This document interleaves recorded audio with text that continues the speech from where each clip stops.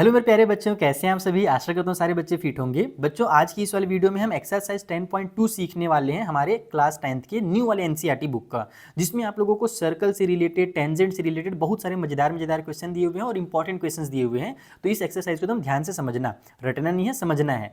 तो बच्चों, मैंने तुम्हें 10.1 वाला जब वीडियो बनाया था उसमें मैंने क्या बताया था, टेंजेंट के दो रूल होते हैं। एक रूल मैंने तुम्हें वहाँ पर सिखा दिया था, वो जो परपेंडिकुलर वाला होता है कि भैया सर्कल के सेंटर से अगर हम रेडियस बनाएं और वो जाकर के अगर टेंजेंट में पॉइंट ऑफ कांटेक्ट पे मिलता है तो जो रेडियस और टेंजेंट होते हैं वो आपस में परपेंडिकुलर होते हैं। ये हमने डिस्कस किया था ना। इस वाले एक्सरसाइज में एक छोटा सा और रूल तुम टेंजेंट का सीख लो। वो रूल सीखने के बाद तुम्हें एक्सरसाइज बहुत आसान लगेगा। तो वो रूल है क्या, आओ तुम्हें समझाता हूँ।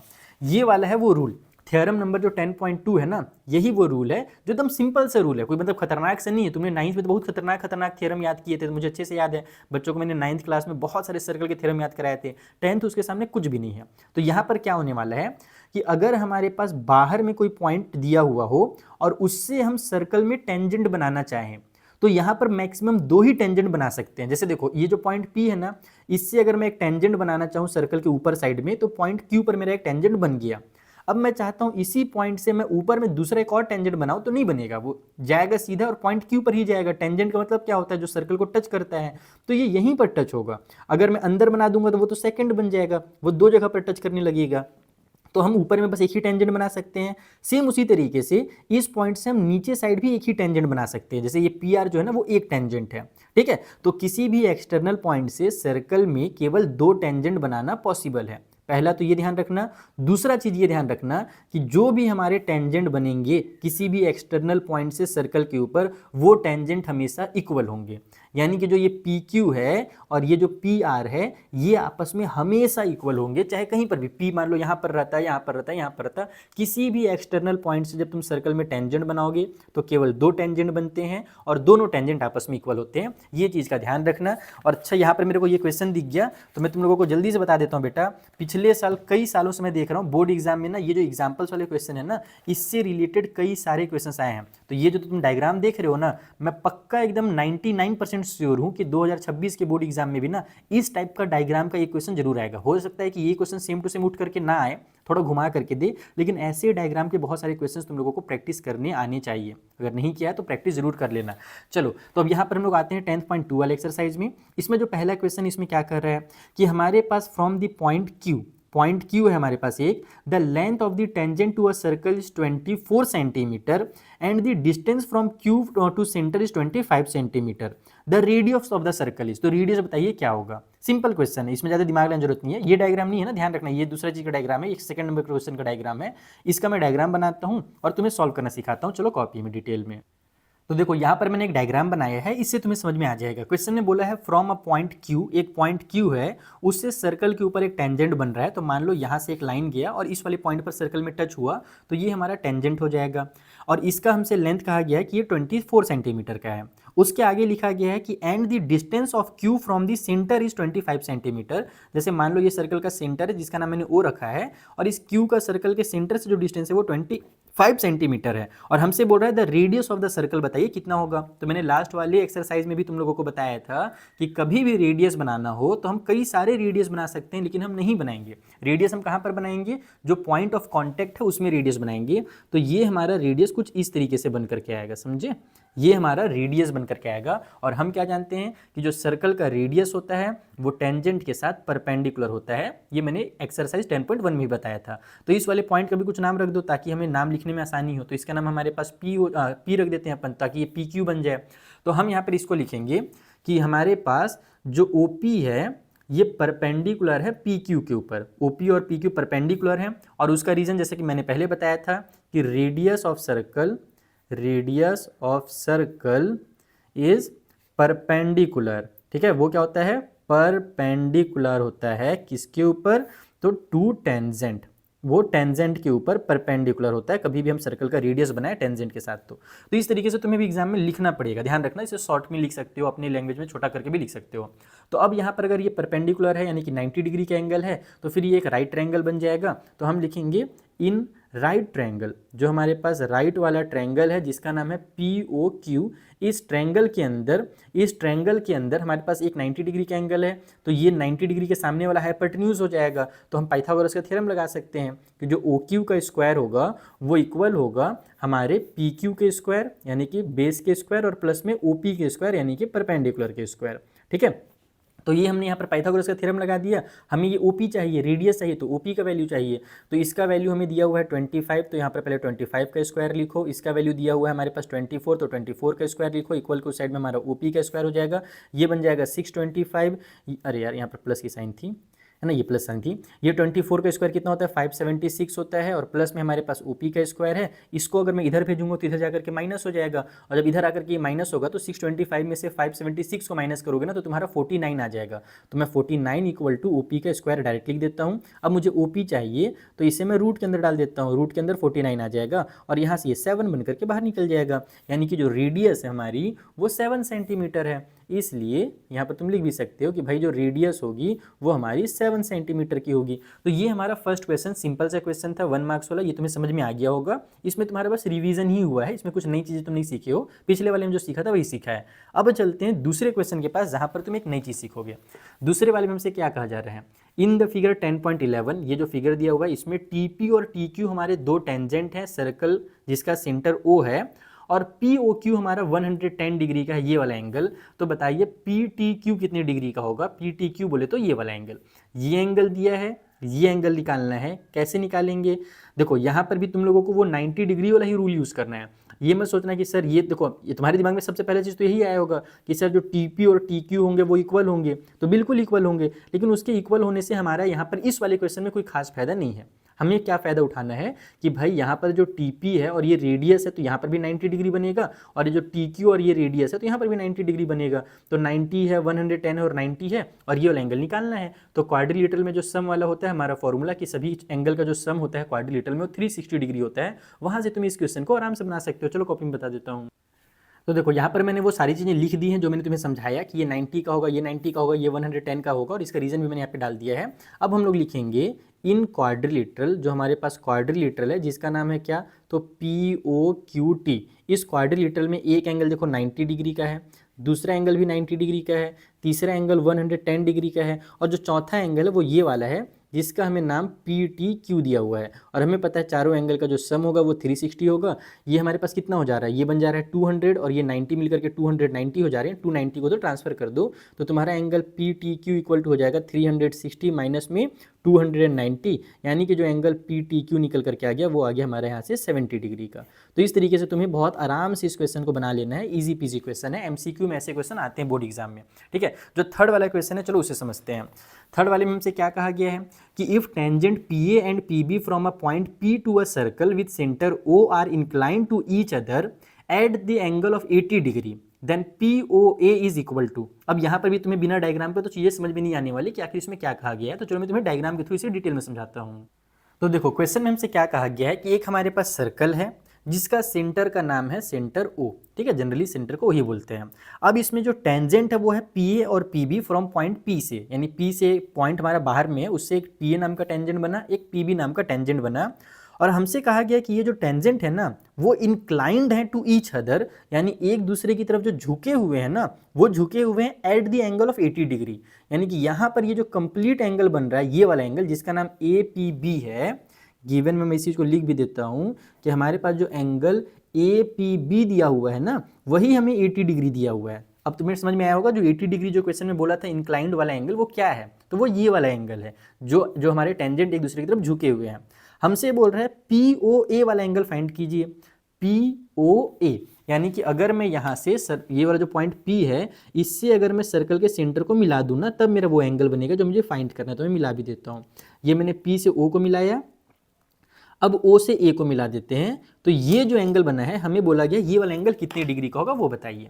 कैसे बताएंगे, क्या है तरीका वो समझ लो। सबसे पहले ना हम इस वाले लाइन को भी मिला देते हैं, यहाँ पर जो O है उससे B को भी मिला देते हैं, तब तुम्हें समझ में आएगा कि आखिर हम करने क्या वाले हैं। अब तुम लोग देखोगे बच्चों कि यहाँ पर ये देखो कंप्लीट एंगल हमारे पास दिया हुआ था 80 डिग्री, मुझे अगर किसी तरीके से ये वाला एंगल पता चल जाए, ये ऊपर वाला एंगल, तो ये तो मुझे पहले से पता है कि ये 90 डिग्री का ही होगा। तो ये एंगल और ये एंगल, 3 एंगल हो जाएंगे हमारे ऊपर वाले ट्रायंगल में, तो हम इससे आराम से फाइंड कर सकते हैं। लेकिन ट्विस्ट ये है कि मुझे ये एंगल नहीं दिया है, मुझे कंप्लीट एंगल दिया है। तो क्लास 9th में तुमने एक कॉन्सेप्ट सीखा था कॉन्ग्रेंट ऑफ ट्रायंगल का, अब वो कॉन्सेप्ट यहाँ पर यूज आएगा। हम ऊपर वाले ट्रायंगल और नीचे वाले ट्रायंगल को कॉन्ग्रेंट करेंगे, उससे मेरा ये और ये एंगल इक्वल हो जाएगा। तो अगर कंप्लीट हमारा 80 का है तो ऊपर वाला 40 और नीचे वाला 40 हो जाएगा। तो ये काम हम करने वाले हैं। तो चलो देखते जाओ, यहाँ पर हम लिखेंगे in triangle APO and triangle BPO, ऊपर और नीचे वाला जो ट्रायंगल है। तो हमारे पास यहाँ पर दो एंगल 90 डिग्री के हैं। सबसे पहले उसी को चिपका देता हूँ मैं कि हमारा जो एंगल A है इसमें और यहाँ पर जो एंगल B है दोनों इक्वल होंगे, क्योंकि दोनों हमारे 90 डिग्री के हैं। ठीक है, वही वाला जो कॉन्सेप्ट हमने पहले सीख लिया है, बार बार लिखने की जरूरत नहीं है। अब उसके बाद हमारे पास ये जो OP नाम का लाइन है वो दोनों में आ रहा है, ऊपर भी आ रहा है नीचे भी आ रहा है। तो यहाँ पर लिख दो कि OP is equal to OP। OP भैया दोनों में कॉमन वाला हमारा साइड है, ये हो गया एक। अब दूसरी चीज, हमारा जो ये OA है और ये जो OB है ये भी तो इक्वल होगा ना। क्यों इक्वल होगा बताओ तो जल्दी से, मेरे लिखने से पहले जल्दी से बता दो। चलो, जिन बच्चों ने समझ लिया बहुत अच्छी बात है, जो नहीं समझ पाया उनको बता देता हूँ। बेटा OA जो है वो भी रेडियस है और OB भी रेडियस है, तो रेडियस तो हमेशा इक्वल ही होता है सर्कल का। तो इस वजह से हमारे तीन चीज़ें इक्वल हो गई। तो हमने यूज़ किया है राइट एंगल, हमने सामने वाला हाइपोटेन्यूज यूज़ किया और हमने एक साइड यूज़ किया। तो इसका मतलब हमारा जो RHS वाला रूल होता है उससे ये दोनों ट्रायंगल आपस में कॉन्ग्रेंट हो गए। APO और BPO जो होंगे वो कॉन्ग्रेंट होंगे। और रूल हमने कौन सा लगाया है, तो RHS वाला रूल हमने यहाँ पर अप्लाई किया, राइट एंगल, हाइपोटेन्यूज और साइड वाला रूल अप्लाई कर दिया है। ठीक है। अच्छा, इसमें तुम एक चीज और कर सकते हो, जैसे कि मैंने RHS रूल अप्लाई किया, तुम यहाँ पर देखो हमें ये भी पता है कि जो PA और PB होता है ये भी तो इक्वल होता है। तो तुम्हारा यहाँ पर साइड भी रूल अप्लाई हो जाएगा। कैसे साइड, देखो ये वाला साइड, ये साइड इक्वल, ये कॉमन वाला साइड इक्वल और ये वाला साइड भी इक्वल। तो तुम साइड से भी बना सकते हो। मुझे जो फटाफट दिखा मैंने लिख दिया है, बाकी तुम्हें जो एग्जाम में दिखे तुम वो लिखो, कोई दिक्कत नहीं है। साइड लिखोगे वो भी सही कहलाएगा। तो हमने यहाँ पर इन दोनों को कॉन्ग्रेंट कर दिया। अगर ये कॉन्ग्रेंट हो गए तो बेटा सबसे पहला चीज क्या होगा कि मेरे पास ये एंगल और ये एंगल आपस में इक्वल हो जाएगा, और उसी के लिए तो मैंने ये तिगड़म किया है। तो हम लिखेंगे कि हमारा जो एंगल APO है ये हो जाएगा इक्वल हमारे एंगल BPO के, और ये दोनों इक्वल हो जाएंगे। और क्यों इक्वल हो रहे हैं, मतलब ये और ये अगर इक्वल हो रहे हैं तो कंप्लीट हमारे पास एंगल का ये दोनों हाफ हो जाएंगे। तो हम इसे लिखेंगे कि जो कंप्लीट हमारा 80 है उसका हाफ कर दो, तो ये होता है 40 डिग्री। यानी कि ये वाला जो एंगल आ गया ये आ गया 40 डिग्री का, और यही हम लोगों को चाहिए था। हमें ये एंगल निकालना था, क्वेश्चन में बोला था ना POA निकालने के लिए। तो अब तुम यहाँ पर एंगल सम प्रॉपर्टी का यूज कर सकते हो। तो इन ट्रायंगल APO, जो ट्रायंगल APO है इसके अंदर एक एंगल हमारे पास 40 डिग्री का है जो भी हमने फाइंड किया, एक एंगल ऊपर में 90 डिग्री का है ये वाला एंगल, और ये तीसरे नंबर का एंगल है जो हमें फाइंड करना है, जिसका नाम हमें क्वेश्चन में बोला गया था POA। ठीक है, एंगल POA जो हमें फाइंड करना था, इक्वल के उस साइड में हो जाएगा एंगल सम प्रॉपर्टी के अकॉर्डिंग ये 180 डिग्री। तुम इसको भी यहाँ पे लिख सकते हो कि 180 कहाँ से आया भाई, तो हमने सीखा है एंगल सम प्रॉपर्टी नाम का एक जो हमारा प्रॉपर्टी होता है ट्रायंगल का, वो लगा दिया। तो अब होगा क्या, 40 और 50 हमारे पास, 40 और 90 मिलकर के 130 बना देंगे, उधर भेज दो तो हो जाएगा तुम्हारा POA इक्वल टू 180 माइनस में 130। इट मीन्स कि जो एंगल POA है वो हमारा 50 डिग्री का होगा। तो इस तरीके से भैया बन गया इक्वेशन नंबर 3, और आई होप आप लोगों को बहुत अच्छे समझ में आ गया होगा। कोनो भी दिक्कत बा तो जल्दी से कमेंट करके बता दा, नहीं तो आगे बढ़ते हैं। और जो अगला क्वेश्चन है 4th नंबर वाला क्वेश्चन, उसे भी इसी तरीके से सॉल्व करना सीखते हैं एकदम बेसिक कॉन्सेप्ट के साथ। तो देखो जो 4th वाला क्वेश्चन है उसमें हमसे कहा गया है कि prove that the tangent draw at the end of the diameter of circle are parallel.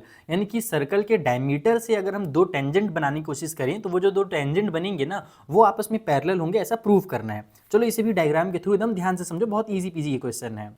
तो देखो यहाँ पर मैंने एक सर्कल बना दिया, इसका ये सेंटर है, तो मैं एक डायमीटर बना देता हूँ। तुम अपनी मर्जी से किधर भी डायमीटर बना सकते हो, जैसे मैं सीधा डायमीटर बना रहा हूँ ताकि तुम्हें समझा सकूँ। तो ये जो मैंने डायमीटर बनाया है इसका नाम मैं रख देता हूँ AB। ये AB जो है वो डायमीटर है। अब हमसे कहा गया ये जो डायमीटर के हमारे पॉइंट्स है ना, एंड पॉइंट्स, इनका यूज करके आपको दो टेंजेंट बनाने हैं। तो टेंजेंट किसे बनेगा भाई, इस तरीके से अब टेंजेंट बनाना पड़ेगा जो सर्कल को टच करेगा, यानी कि उस पॉइंट पर, पॉइंट A पर। वैसे पॉइंट B पर अगर मुझे टेंजेंट बनाना है तो ऐसे बनेगा। ठीक है, ये दोनों मैंने टेंजेंट बना दिया, इसका भी कुछ नाम रख देते हैं। जैसे इसका नाम मैं रख देता हूँ C, इस वाले पॉइंट का नाम रख देता हूँ मैं D। तो CD नाम का एक टेंजेंट हो गया, और इधर हमारे पास ये EF नाम का टेंजेंट बना देते हैं। ये हमारे पास EF नाम का टेंजेंट हो गया। हमें प्रूव यही करना है कि जो CD और EF है ये पैरेलल है। क्या प्रूव करना है क्वेश्चन में, according to question to prove, हमें ये प्रूव करना है कि भाई जो CD है ना वो पैरेलल है EF के। ओके, गिवन क्या है, गिवन भी तुम पहले लिख सकते हो कि गिवन में हमारे पास लेट AB बी डायमीटर, हम लोग मान लेते हैं जो ए बी है वो हमारा डायमीटर है, डायमीटर तो क्वेश्चन में बोला ही था ना, तो यहाँ पर हमने जो डायमीटर है उसका नाम ए बी रख दिया है, इसीलिए उसका नाम ए बी लिख दे रहे हैं, हम लोग लेट करके यहाँ पर लिख रहे हैं, ठीक है। तो अब हमारे पास क्या सबूत है कि ये लाइन और ये लाइन पैरेलल है। तो लाइन पैरेलल अगर तुम्हें करना है तो नाइन्थ का जो लाइन्स और एंगल्स का कॉन्सेप्ट मैंने सिखाया था वो यहाँ पर अब यूज़ होने वाला है। बहुत सारे बच्चे नाइन्थ में पढ़ते नहीं है, सोचते हैं टेंथ में जाकर के पढ़ेंगे, वो यहीं पर आकर फंसते हैं कि भैया नाइन्थ में पढ़े नहीं, टेंथ में समझ में नहीं आ रहा है, क्योंकि नाइन्थ के बहुत सारे कॉन्सेप्ट्स यूज़ हो रहे हैं। तो यहाँ पर मैं क्या करने वाला हूँ पता है तुम लोगों को, मैं ना अल्टरनेट इंटीरियर एंगल को यहाँ पर इक्वल कर सकता हूँ या को इंटीरियर एंगल को आपस में सप्लीमेंट्री कर सकता हूँ, बहुत सारे मैं चीज़ कर सकता हूँ। तो यहाँ पर मैं अल्टरनेट इंटीरियर वाला करता हूँ, तुम लोगों को थोड़ा सा याद दिलाता हूँ अल्टरनेट इंटीरियर क्या होता है। जब Z वाला एंगल बनता है बेटा, याद आ रहा है, जब दो पैरेलल लाइन हो और Z बनता हो ट्रांसवर्सल की वजह से, तो वहाँ पर दो अलग अलग एंगल बनते हैं, Z वाले एंगल बोलते थे हम लोग इसको, इसी को अल्टरनेट इंटीरियर एंगल भी बोला जाता है। तो अगर अल्टरनेट इंटीरियर एंगल इक्वल है मतलब कि ये लाइन और ये लाइन पैरेलल हो जाएगा। तो यहाँ पर वही करना है मुझे, मैं क्या करूंगा, ये वाला जो एंगल है मेरे पास और इधर वाला एंगल, ये दोनों अल्टरनेट इंटीरियर हैं, एक ऊपर साइड एक इधर साइड है, तो ये दोनों अल्टरनेट इंटीरियर एंगल्स हैं, मुझे इनको ही आपस में इक्वल करना है। अगर मैंने ये कर दिया तो लाइंस ऑटोमेटिकली आपस में पैरेलल प्रूव हो जाएंगे। कैसे करूंगा, बहुत सिंपल सा काम है। देखो यहाँ पर हमारे पास सर्कल का सेंटर ओ रख देते हैं, तो जो ओ ए होगा वो परपेंडिकुलर हो जाएगा सी डी के ऊपर। रीजन क्या है, तो वही वाला reason, radius to tangent, shortcut में ऐसे लिखा जाता है कि भाई हमारे पास रेडियस और टेंजेंट आपस में पैरेलल वो होते हैं, परपेंडिकुलर होते हैं। तो रेडियस टू टेंजेंट कर दिया मैंने, तो ये ओ ए और सी डी हमारे पास परपेंडिकुलर हो गए। तो ये वाला जो एंगल है ओ ए सी नाम का, हमारा एंगल ओ ए सी जो होगा वो 90 डिग्री का हो जाएगा, इसको लिख दिया।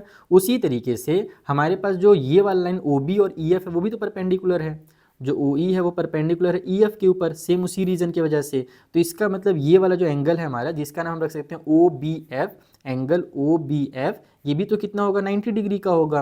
तो अब यहाँ पर हम लिखेंगे बट एंगल्स ओ ए, जो हमारे एंगल्स ओ ए सी हैं and angle O B F है, ये दोनों एंगल्स कैसे एंगल्स है, अल्टरनेट इंटीरियर है। देखो यहाँ पर Z बन रहा है, उल्टा Z, ऐसे ऐसे ऐसे, तो ये एंगल और ये एंगल हमारे अल्टरनेट इंटीरियर एंगल्स कहलाएंगे। ध्यान रखने, इसमें कंफ्यूज मत होना कि अल्टरनेट कहाँ से हो गया। तो ये क्या है, आर अल्टरनेट इंटीरियर एंगल्स। और अगर ये अल्टरनेट इंटीरियर एंगल्स हैं और आपस में इक्वल भी हैं, तो इसलिए हमारे पास जो लाइन सी डी होगा वो पैरेलल हो जाएगा ई एफ के। और कुछ नहीं करना, बस इतना छोटा सा काम करना है। सोचो, नाइन्थ का कॉन्सेप्ट और 10th का कॉन्सेप्ट जब मिलता है ना, तो ऐसे खतरनाक क्वेश्चन को इतने ईजी तरीके से सॉल्व करवा देता है। तो ये 4th क्वेश्चन भी कंप्लीट। चलिए बढ़ते हैं 5th क्वेश्चन के पास।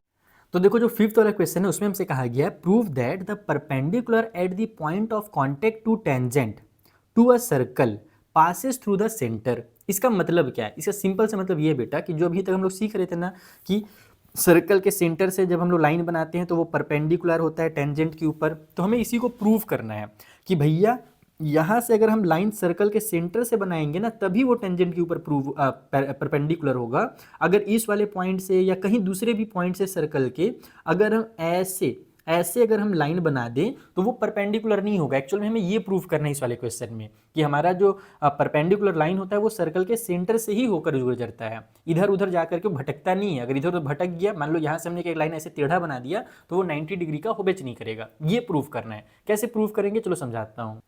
तो देखो इस तरीके से मैंने सिंपल सा डायग्राम बना लिया है। यहाँ पर हमारे पास एक टेंजेंट है जिसका नाम मैंने ए बी रखा हुआ है और ये सर्कल में पॉइंट पी पर टेंजेंट बना रहा है। सर्कल का सेंटर ओ है, ठीक है। हमें यहाँ पर से प्रूव ये करना है कि जो ओ पी नाम का लाइन होगा, यानी इस तरीके से जो हमारा लाइन बनेगा ना, ये ही परपेंडिकुलर होगा हमारे टेंजेंट के ऊपर। तो यहाँ पर हम प्रूव लिखेंगे कि हमें प्रूव क्या करना है, टू प्रूव हमें ये करना है फाइनली लास्ट में कि ओ पी जो है वो परपेंडिकुलर है ए बी के ऊपर। अब हमारे पास इसके लिए क्या सबूत है भाई, चलो सुप्रीम कोर्ट में सबूत दो। यहाँ पर केस लड़ रहे हो तुम लोग, सबूत तो देना पड़ेगा। तो इसका तरीका सिंपल सा है कि तुम यहाँ पर यूज़ करोगे कॉन्ट्राडिक्शन मेथड। कॉन्ट्राडिक्शन मेथड में क्या करते हैं हम लोग, उल्टा सीधा काम करते हैं। तो हम यहाँ पर एक उल्टा सीधा काम करेंगे। हम मान लेते हैं कि यहाँ पर एक पॉइंट Q है, यहाँ पर एक पॉइंट Q है और Q से जो लाइन जा रही है ना वो परपेंडिकुलर लाइन जा रही है। इसमें हम करने वाले यही हैं कि हम पॉइंट Q को यहाँ पर शो कर दे रहे हैं कि जो पॉइंट Q है यहाँ से जो लाइन बनी है वो ए बी के ऊपर परपेंडिकुलर है। तो यहाँ पर हम इसको लिखेंगे कि लेट अ पॉइंट Q, मान लेते हैं इस तरीके से, let a point Q is in, कैसे लिखूँ इसको मैं सिंपल स्टेटमेंट बना करके ताकि तुम लोग कन्फ्यूजन ना हो। Is a point in circle, ऐसे लिखूँ क्या, हाँ point, let a point Q is a point in inside the circle या इन द सर्कल, बस ऐसे ही लिख देता हूँ कि ये हमारा सर्कल के अंदर है और ये कुछ इस तरीके से है, सच दैट, ये कुछ इस तरीके से बेटा कि हमारा जो QP नाम का लाइन बना हुआ है ना वो परपेंडिकुलर है AB के ऊपर। ये हम लोगों ने यहाँ पर लिख दिया कि QP परपेंडिकुलर है AB के ऊपर, हमने कुछ इस तरीके से बनाया हुआ है। तो इसका मतलब क्या हुआ कि ये वाला जो एंगल होगा हमारे पास QPB नाम का एंगल, ये क्या होगा 90 डिग्री का होगा। इसलिए हमारा जो एंगल QPB होगा, परपेंडिकुलर का वही मतलब होता है कि 90 डिग्री का एंगल बनाता है, वो हमारा 90 डिग्री का होगा। ये हमने लिख तो दिया लेकिन हम जानते हैं कि हमने गलत लिखा है, तो इसको कैसे सही करेंगे वो देखो। अब हम लिखेंगे बट वी नो दैट, हमको तो एक चीज़ बताया गया है भैया बुक में। क्या बताया गया है भाई कि जो हमारा सर्कल का सेंटर होता है, सेंटर रेडियस, या फिर कैसे इसको लिखते हैं हम लोग कि सर्कल के सेंटर से जो टेंजेंट बनता है, यानी सर्कल के सेंटर से जब हम लोग लाइन बनाते हैं टेंजेंट के ऊपर, वो होता है हमारा परपेंडिकुलर, यानी कि tangent of a circle is perpendicular to radius. हाँ ऐसे लिख सकता हूँ मैं कि टेंजेंट, देखो स्टेटमेंट्स में एकदम कोशिश कर रहा हूँ ईजी बनाने का ताकि तुम लोगों को समझ में भी आए। टेंजेंट ऑफ सर्कल, जो टेंजेंट होता है सर्कल का वो परपेंडिकुलर होता है सेंटर के साथ। पर अरे यार क्या क्या लिख रहा हूँ मैं उल्टा सीधा, perpendicular, perpendicular to radius, radius at point of contact. ठीक है, एट पॉइंट ऑफ कांटेक्ट। ठीक है, ये हमने सीखा है कि रेडियस में जब पॉइंट ऑफ कांटेक्ट में जाते हैं हम लोग तो वहाँ पर परपेंडिकुलर लाइन बनता है, ये हम लोगों को बताया गया है क्वेश्चन में।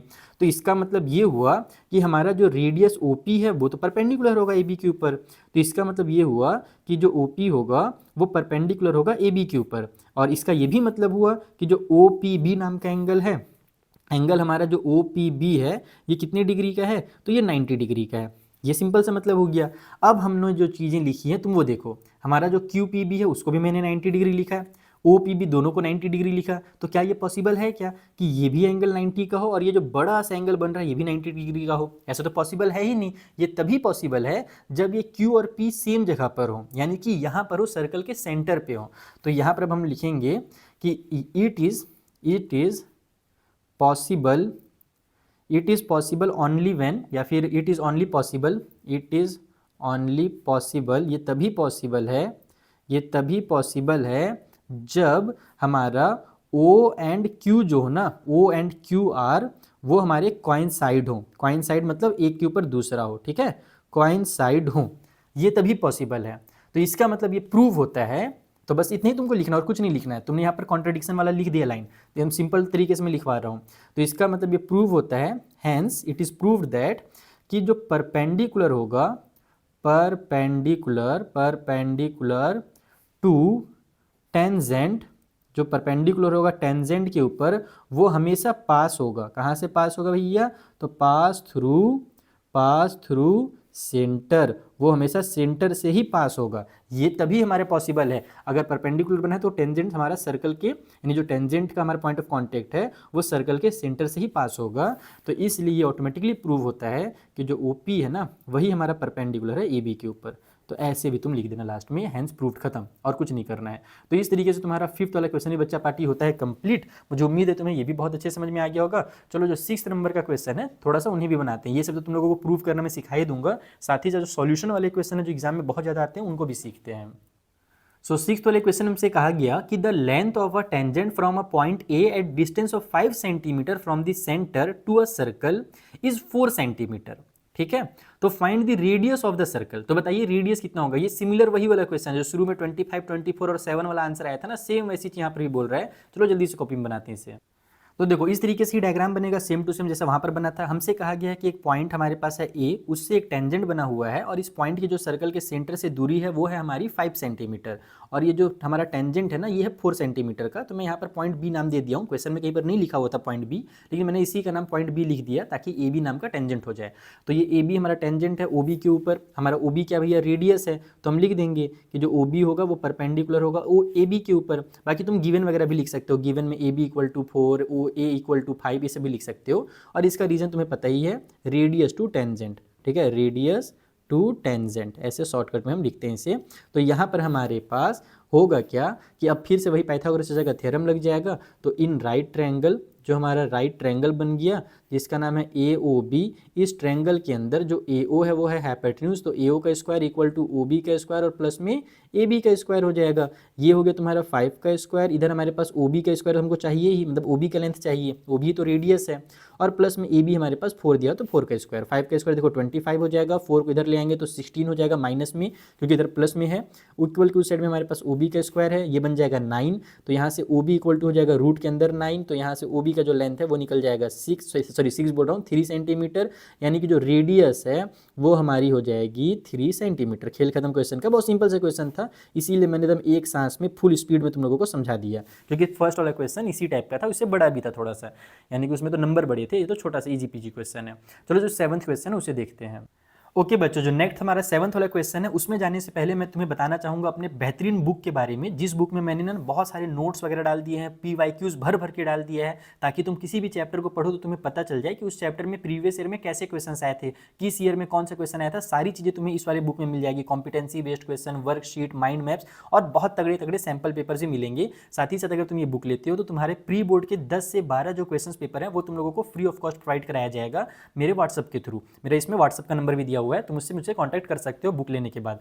तो बच्चा पार्टी, अगर तुम ये बुक लेना चाहते हो तो जल्दी से जाओ अमेजोन पे तुम्हें इसकी जो प्राइस है ना ये इतनी नहीं दिखेगी, ये जो तुम 699 देख रहे हो ना, 6 को तुम आधा से भी आधा कर दो, बहुत सस्ती प्राइस है इस बुक की। ये जो मैंने लिखा है बस डरवाने के लिए लिखा है दूसरे पब्लिकेशन वालों को, क्योंकि वो पब्लिकेशन वाले मुझे कम प्राइस में बेचने नहीं दे रहे थे, तो मैंने बस लिखवा दिया ज़्यादा प्राइस। लेकिन तुम लोगों को टेंशन नहीं लेना है, ये प्राइस मैंने रखा ही नहीं है, शुरू से कभी ये प्राइस था ही नहीं इस बुक का। मैंने इस बुक को एकदम कम से कम प्राइस में बच्चों को प्रोवाइड कराने के लिए बनाया है। तुम इसमें देख सकते हो कितने तगड़े लेवल के क्वेश्चंस हैं, एकदम सारे के सारे मैंने PYQs यहाँ पर एकदम अच्छे से भर दिया है, ताकि तुम हर चैप्टर का कॉन्सेप्ट समझ सको। इसी तरीके से मैंने कुछ कुछ जगह पर इस तरीके से बेसिक चीज़ें भी डाल दी हैं कि भैया ये वाला जो टॉपिक है इससे एकदम 100% गारंटी है कि 5 मार्क्स का क्वेश्चन आएगा ही आएगा। कौन सा टॉपिक है? BPT वाला टॉपिक है, ये हर साल आता है। और ये बहुत सारी चीज़ें हैं कि सिली मिस्टेक जहाँ पर बच्चे करते हैं, कन्फ्यूजन जहाँ पर होता है, केस बेस्ड क्वेश्चन, अलग अलग चीज़ इसमें मैंने भर भर के डाल दिए हैं। बहुत तगड़ी बुक है, जिन बच्चों ने भी लिया है ना बहुत पसंद किया है। तुम लोग जाकर के अमेजन पे इसका रिव्यू देख सकते हो। बहुत सारे बच्चे तो रिव्यू दे नहीं पाते हैं, नहीं पता उनको आता नहीं होगा शायद रिव्यू देना,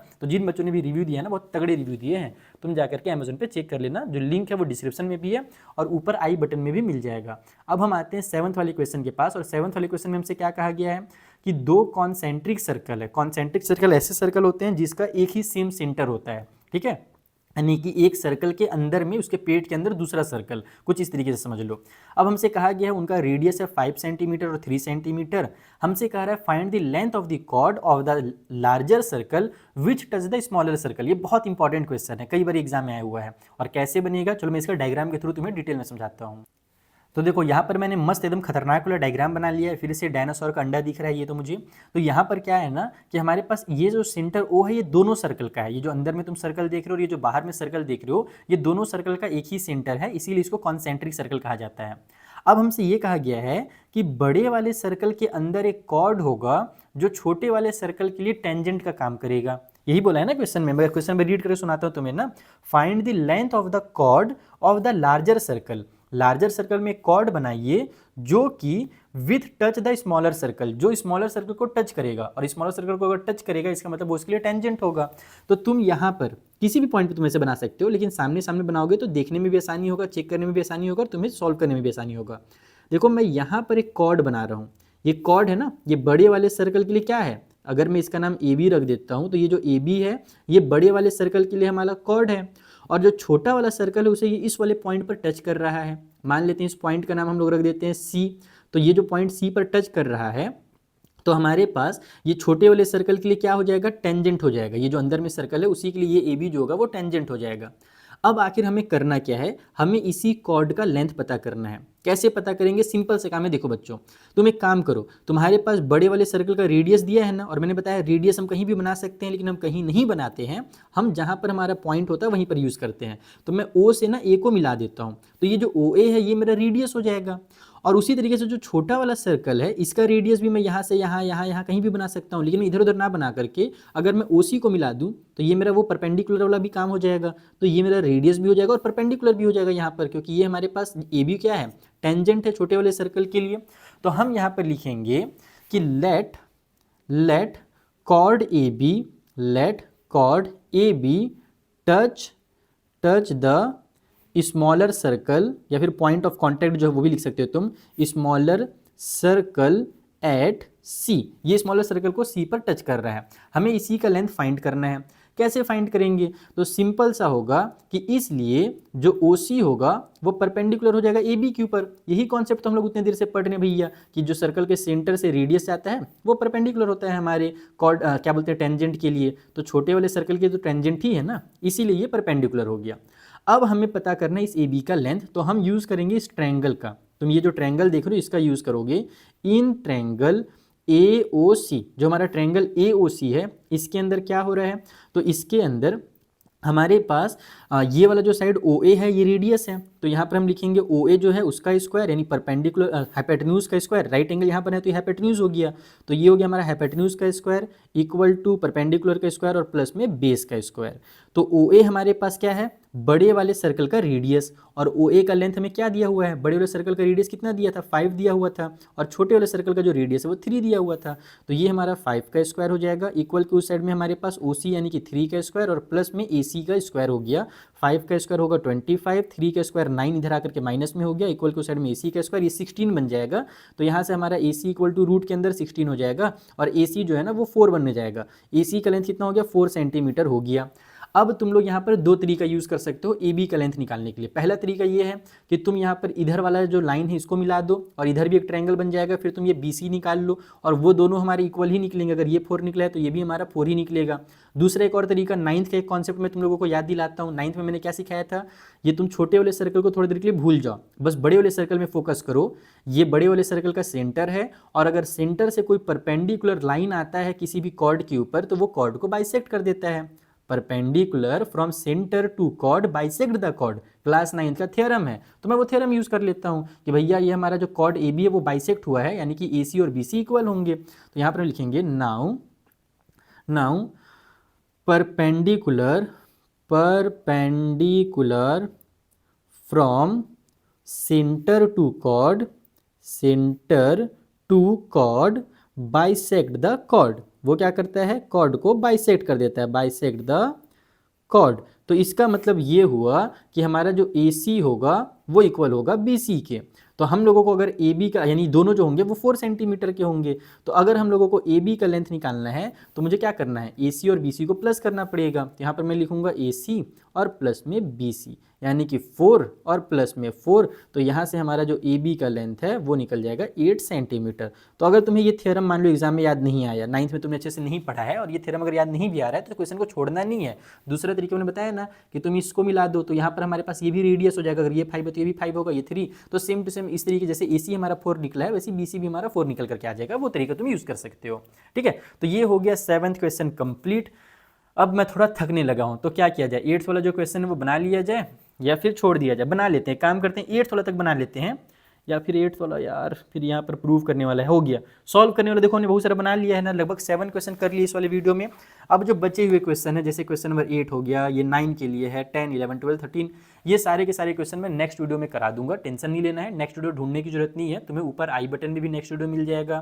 तुम्हारे सामने देखो अभी तक 2 विंडो ओपन हो गए होंगे, दोनों में किसी में भी क्लिक करो तुम नेक्स्ट वीडियो में पहुंच जाओगे। डिस्क्रिप्शन में मैंने बहुत सारे वीडियोस का लिंक दे दिया है जो मैंने पहले बनाए थे इसी एक्सरसाइज के, वो भी तुम लोग देख सकते हो। तो तुम्हें नेक्स्ट वीडियो ढूंढने की जरूरत नहीं है, तुम्हें हर जगह पर मिल जाएगा, ठीक है। तो चलो बच्चों, मिलता हूं मैं फिर तुम लोगों से नेक्स्ट वीडियो में। तब तक के लिए थैंक यू फॉर वाचिंग। 2 चीज़ें याद रखना, पहला तो वो बुक कंसीडर जो मैंने किया है, बेहतरीन बुक बनाया है उन बच्चों के लिए जो बहुत ज़्यादा पैसा खर्च नहीं कर सकते लेकिन उन्हें क्वालिटी कंटेंट चाहिए, उनके लिए वो बुक है। और दूसरा जो सबसे ज़रूरी चीज़ ये है कि तुम लोग अगर टेलीग्राम ज्वाइन करोगे तो वहाँ पर बहुत सारे फ्री में जो नोट्स है वो भी मिल जाएंगे। Thank you for watching.